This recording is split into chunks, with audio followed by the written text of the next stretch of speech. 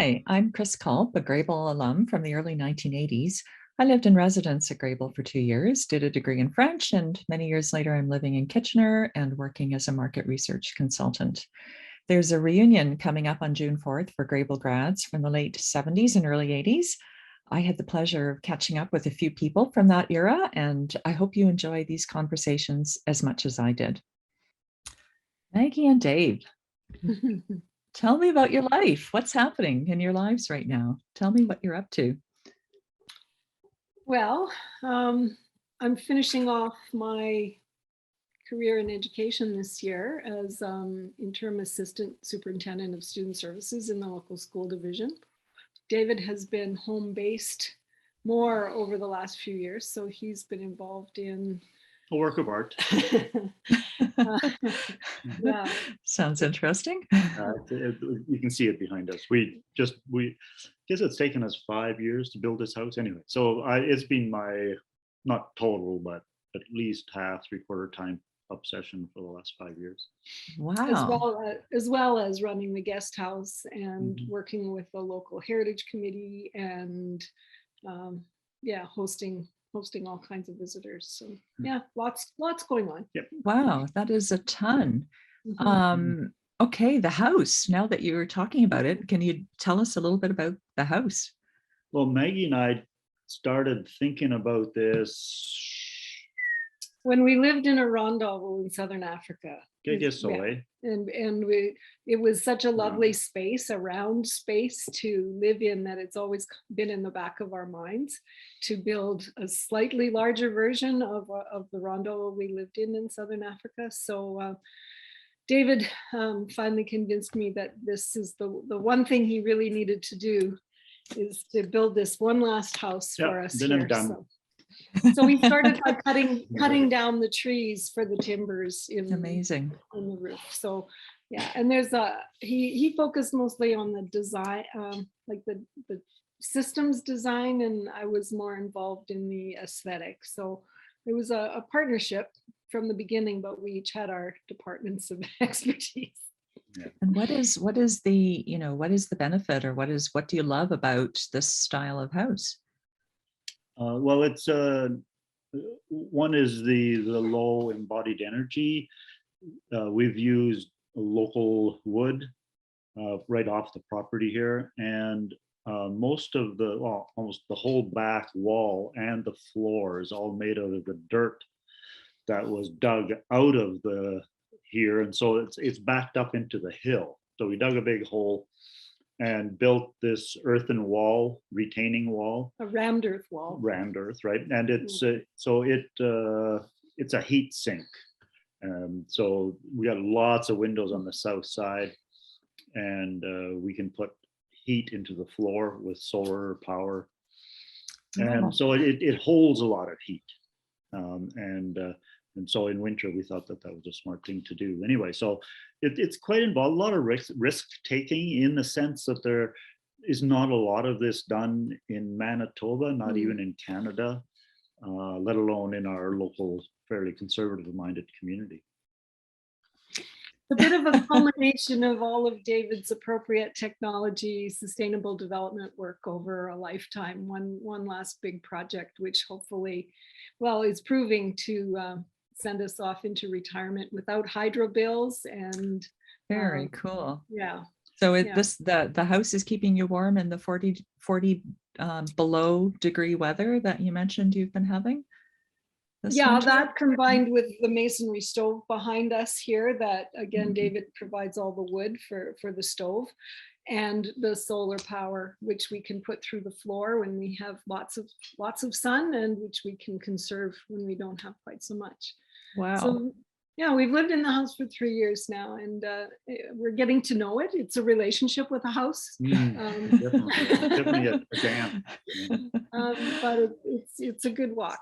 Yeah. Wow. Okay. So this is the culmination, as you say, of of many years of working together, and take me back, because I know you have a lot to say about what has gone on in your lives since the days of Conor Grebel, when folks folks knew you. Well, lots of folks still know you, but mhm.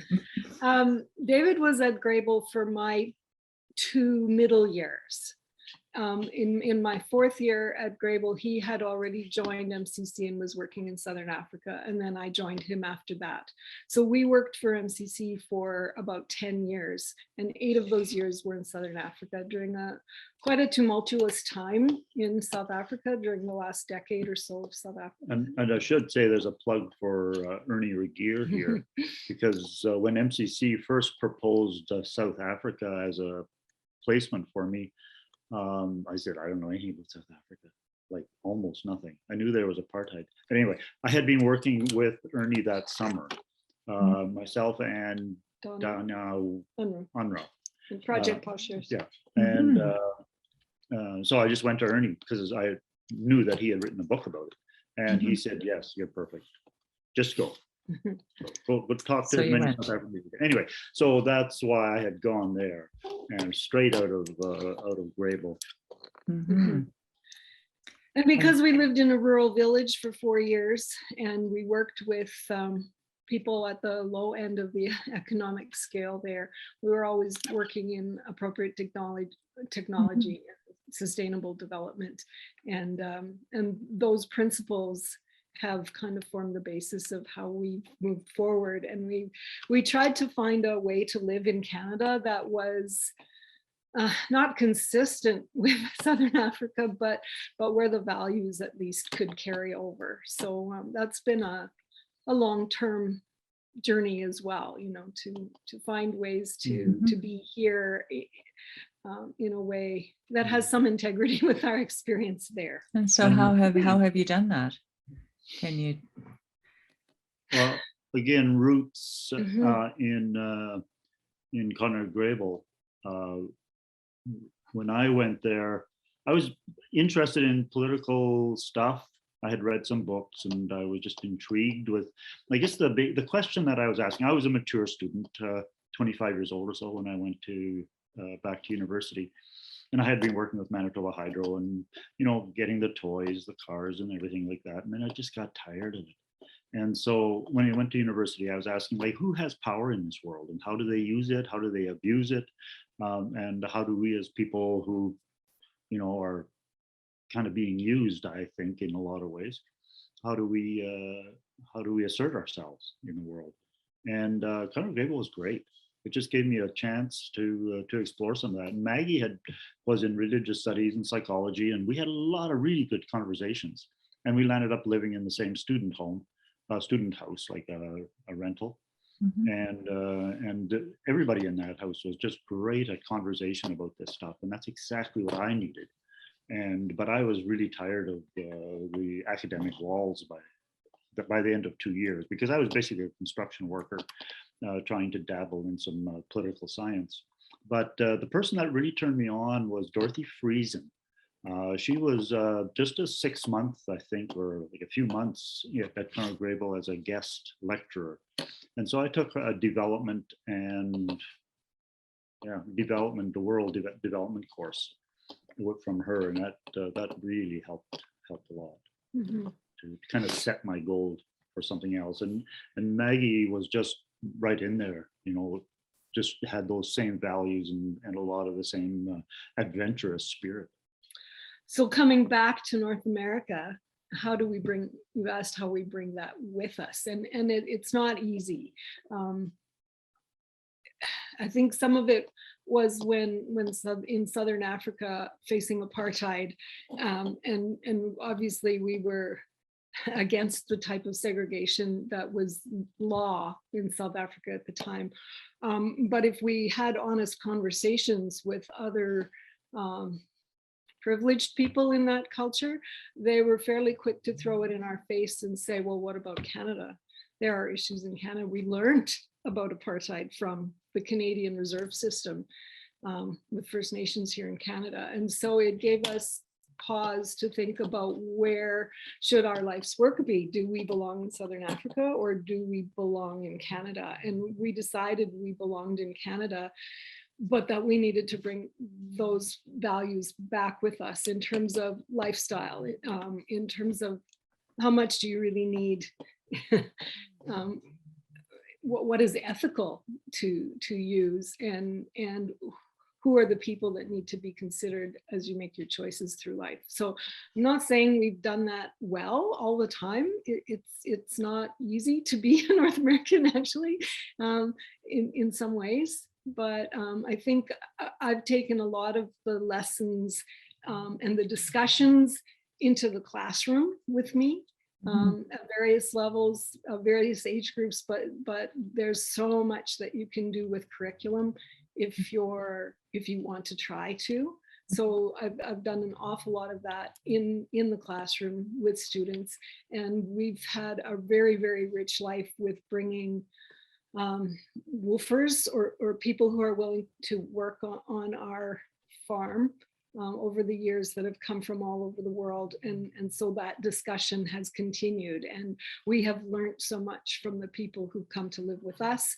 And it's been a real joy sometimes to go visit people who have been here with us and then find out where they've taken things in their own lives. So that's been very rich for us over the years. So we had 8 years in Southern Africa, 4 years in South Africa itself during the last years of apartheid, really, and 4 years in Lesotho. And we were country reps in Lesotho, and so we got to travel all over the place: Mozambique, Zambia, Botswana, just meeting with other country reps and trying to figure out what's the best way that Mennonites can help us, particularly with the anti-apartheid struggle. Right from the beginning, it was impressed upon us that our assignment there was one of solidarity and accompaniment, rather than providing a lot of answers. Yeah, and so listening, learning, both on the political level as well as on the agricultural, let's say, level, and teaching and so forth, that we were there to facilitate local organizations becoming stronger. Anyway, and so bringing those skills here, I grew up in this community, and Maggie grew up in a very similar community in central Saskatchewan. So we know small rural communities, but we had been gone for 8 years and had some pretty powerful experiences, and we were pretty clear about how power was being abused in the world. And I remember one of the first things that I did here was I joined I think a QSO or some maybe CETA, I don't know, brainstorm about, can't even remember what it was about. But people here were in that conference were talking about working with the government to help this happen, help that. And I said, what? You work with the government? How could you work with the government? Like, our experience in Southern Africa was that you never work with the government if you actually want to have progressive things to happen, because the government was working very deliberately against people's best interest in order to subdue them, whatever. And I just couldn't understand why a person would work for the government. And so, I mean, we had to tame that down a bit, of course, that reaction. And, but you have worked a lot with small farmers and small groups of people and small organizations, local grassroots has definitely been the emphasis. And you know, it's been, David he's an idea guy, and he loves to get things going and stir the pot a little bit, and then bring people on board. And so many of his ideas have been carried on by other people, and he just kind of mentors and suggests and advises, and that's been neat to watch as well. Yeah, and so that's on the more philosophical, or I mean, there's a lot of very practical things happen on our farm too, but Maggie engages it every day in the classroom or in the meetings that she has with other teachers. There's always that edge of, well, how can we do better for the people that are hurting in the society? And so how can we change the curriculum, or how can we encourage teachers to expand their views? And so that's, I mean, we commiserate very clearly on that.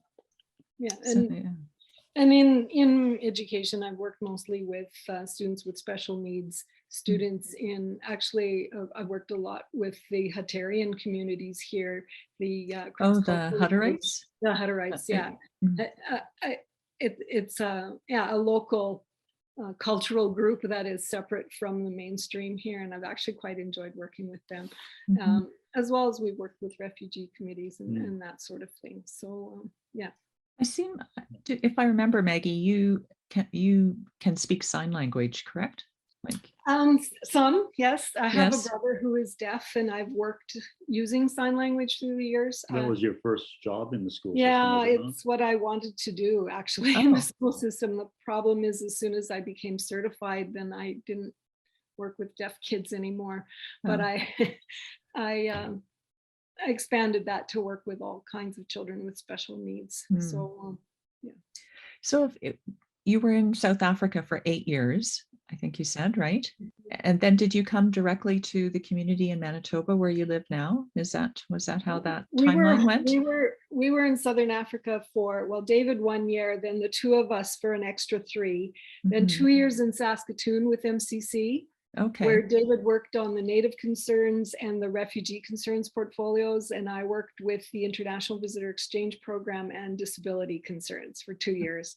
Then we went back to Lesotho as country reps for 4 more years, and then, yes, moved to the community where this is David's home community, and he had had his eye on this little patch of land for quite some time. So we managed to score that. Here you are. Here we are. We've been here a long time now. What is the name? What is the name? What is the name of the community? Boissevain, Manitoba. Boissevain. Okay. We like to say we live on Turtle Mountain, though. Turtle Mountain is outside of Boissevain. It is a rise in elevation. Although if you're from anywhere other than the prairies, you wouldn't see it, but it is a notable geographic landmark. And it's really important culturally speaking. The mountain is a home of the Métis here. There's a long history of Indigenous and Métis culture on this particular piece of land. So it's a little bit separate from the town of Boissevain. Okay, cool. And tell me about your family. You have, actually, I'm not quite sure how many kids you have. We have 4. 3 of them were born in Southern Africa. One was born when we lived in Saskatoon, and so his preschool years were Southern Africa. So that was an important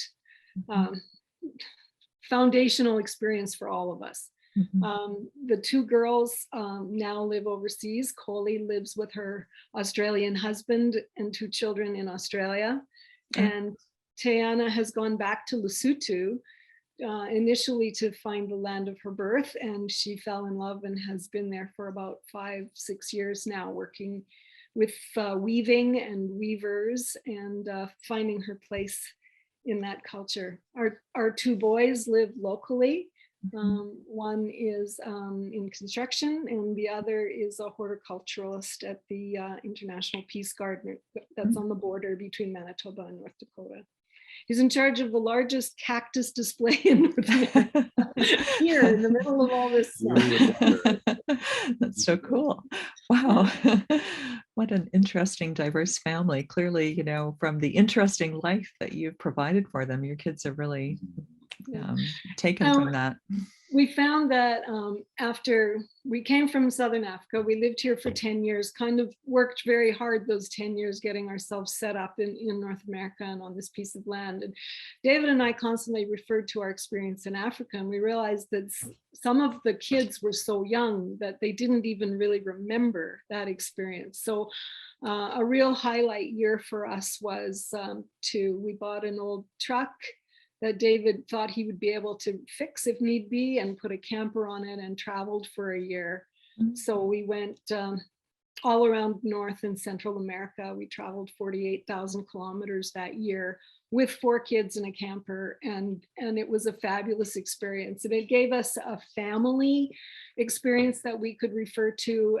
All of the people we met and all of the amazing places we were able to go to was really a wonderful thing to do. Wow, no doubt, no doubt. Yeah, and as a parent, I knew I needed that. I was just 4 young kids, Maggie's studying or working all the time. I'm trying to manage things at home, plus get a guest house going, plus, we just get overwhelmed and way too much responsibility. And to have just a truck and a family for 11 months was just amazing. And then when Maggie and the kids were just plenty ready to come home by the time we got into the US, the western seaboard there, and coming back through the prairies. And we came up to our turnoff and I said, Maggie, should we just keep going? Maybe we don't have to go Did home. you have that minute where you wanted to do that? Yeah. But, no, we love it here. I mean, especially now that we've had this chance to build a house that really celebrates the landscape. Right beside a pond, we see all the birds and the deer, the moose, or not moose, elk. We see all kinds of stuff. Wow. So. Yeah. That's very rich. Yes, it definitely sounds like that. Mm-hmm. Just, a few Grebel memories, if you don't mind. What do you remember about Conor Grebel and your time there? What was fun? What stands out? Who did you live with in residence? What are some of those things that you think of when you look back? I had 2 years in residence, and I was Dawn the second year. I really enjoyed my residence experience. My roommate was Gina Sue from Toronto, so that was great. We were roommates for both years there, so that was excellent. What I remember about Grebel is that it was a place to really work through ideas, and anything was open to discussion. Like all of those times where we sat around the supper table for hours afterwards having theological arguments, or peace committee, what was it? Peace Society brought in all kinds of speakers, challenged me in ways that were difficult sometimes, but really important. And then the group of friends that we were able to make, and life as an associate for a couple of years, where I found those discussions and those thoughts, it was just such a rich time of developing values, a good basis for why you think what you think and believe what you believe. It was a really, really foundational time, I would say. I didn't know much about Conor Grebel when I went to University of Waterloo. I had a friend in Boissevain who had really thrived at the university. And was not involved with Grebel at all, as far as I know. And so my mother, who's quite a wise lady, she suggested, when I was starting to think, she said, well, I'll pay for your trip to fly down there and back. You go look at it. So middle of summer, I went down there and happened to have some relatives in Kitchener. And so they put me up. And then my cousin took me up to Conor Grebel and around. And of course, they were biased towards Grebel. And so that was really my first encounter with Grebel. And one of the things that really attracted me to hang around with Grebel, because I wasn't enrolled through Grebel in any way, and I was living off campus, was the choir. And so that image behind you is really special for both of us. Chapel choir. Yeah, and that's probably where we spent most of our first year, kind of both singing in chapel choir with Len Entz. I mean, I did a lot of singing through my high school, and then I had stopped for about 5 years, and so that was really, really fun just to sing. Good memories. Yeah. Music. Also, the courses at Grebel were really helpful. I was doing a religious studies degree, and so I took a lot of courses from Don Miller and Winfield Fretz, even, who had actually taught my father at Bethel College. Oh, wow, no way. Peace and conflict studies courses, MENA history courses, like all of that was really valuable to me at that point in my life. Conrad Brunk, who Cal Reddick up. Yeah. Those are the guys. Yeah, as well as mentor females. I have to mention, like Gloria Eby was really an important person to me. She actually spoke at our wedding. Okay. And Melissa Miller, Dean and Missy were senior reps during that time. So lots and lots of influences. And those two women in particular were real mentors to me. What was Gloria's role at the time? She was chaplain. Okay, I Mhm. see. Right. And then she married And you. coordinator of student activities and service. I'm not sure what the role Yeah. was called Mhm. at that Mhm. time. Mhm. Yeah, she was a single. No, she was. Yeah, yeah. Is there? I'm not sure if you're planning to come to Ontario for the reunion in June. Played with the idea. It's a little hard to get there for a weekend from Manitoba, Yeah. but I've done it before. Yeah. We'll see. And Is Maggie will actually be retired by then. Oh, And congratulations, Yeah, Maggie. but this is in June. Oh, I'm sorry. Oh. I didn't have it on my calendar. So Yeah. what do you have anything you want to say to your friends who might show up at the reunion? Well, it's just really great to see people. Sometimes you don't know how important people are in your life until you look back, what role they've had or how, Mm. you know, so I don't think I knew what a gem Grebel was Mm. while I was there. It took time afterwards. And when I realized how much I missed it after I left, Mhm. you know, it really sunk in as to how important it was to me. It's a safe place. That's what I found. Mhm. And because I was coming straight out of construction work, I didn't trust myself as an academic to even be able to sit down and read with any kind of concentration. I needed an emotional home, and that's what Grebel provided for me. Just real, yeah, I'm okay. I can make friends here, and you know, these people are pretty cool, and all kinds of interesting stuff happening here. Good food, and then I was able to explore, and that was really grounding for me. And then when we made more and more friends and decided to live together as a little cluster, again, that just, it was such a grounding experience. And yeah, no, That's for so a awesome. school to be able to provide that is excellent, Yeah. especially at that size. It's quite large. Yeah, I Wow. honestly feel really sorry for students who go off to university these days and, you know, just register and don't have that kind of a base that Grebel provided. It really was a place to bring all your learning back to and digest it with a group of people. And we found those people at Grebel. Oh, very cool. And the leadership too, you know, just the calm, knowledgeable teaching staff. And the wonderful women in the kitchen. Oh, that's great that that you're giving them a shout out. Yeah, that's great. And there's a brand new kitchen now. I don't know if you know that they did a big renovation, so things have changed, but the whole theme is still, you know, gathering around the table. So. Yeah, that's awesome. Maggie, Dave, thank you. It's been really, really great to catch up, and thanks for giving your time to let people know what you're doing. Have a great reunion if we can't Thank make it. you. Yeah. Okay, take care.